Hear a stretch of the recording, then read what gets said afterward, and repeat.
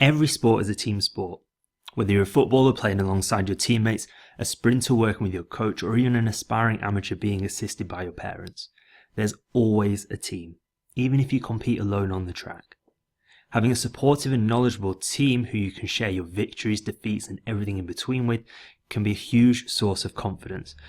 But not all teams get along, even when you think everyone is working towards the same result, such as winning a championship. There can be disharmony. Ultimately, any problems within the locker room, team bus, dugout, or home can prevent us from performing our best. So what makes a good team?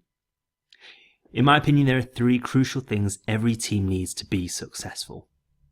The first is trust. There's a massive amount of comfort knowing all of your teammates or coaches are willing to give everything they can to achieve a goal. Whether that's ensuring the team wins a match, helping you to win an individual title, or allowing you to perform your best. To get to this point, you must trust your team. If you have a trusting team, then athletes are willing to share their ideas, voice their opinions, and be honest around their teammates. And when you know everyone is doing their all to work towards one goal, that's when success arises. How do you know if you can trust your team? Well, answer this simple question. Could you easily chat to your teammates about a weakness in your abilities? If yes, then you have trust. The second key is conflict. Now, before you raise your eyebrows, let me define what I mean by conflict. We're not talking about locker room arguments and verbal disagreements. Every team needs productive conflict, where athletes are able to share their ideas about how to solve problems. This problem could be, how do we start playing better? How can I be a better teammate? How can we develop a closer team bond?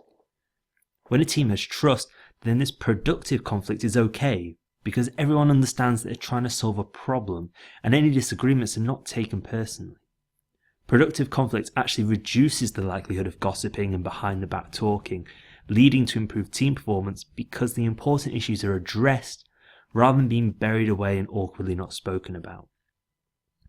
How do you know if you have productive conflict in your team? Well, answer this question.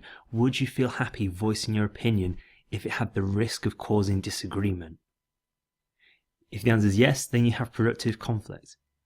And that's 2 of the 3 keys. The final one is commitment. In terms of being a cohesive team, commitment means having a clear plan about how to move forward with complete buy-in from all team members, even if they initially disagreed.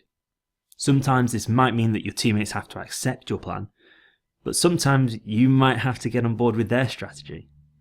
If a team doesn't have commitment from everyone, then some athletes will only give 30 or 60% effort, and the team is unlikely to be successful. How do you know if you've got commitment in your team? Well, have you ever given a half effort in a match or a race because you don't agree with the team strategy? If not, then you have commitment. The most successful, cohesive, and tight-knit teams are trusting, embrace conflict, and are always ready to give 100% effort. Does this sound like your team?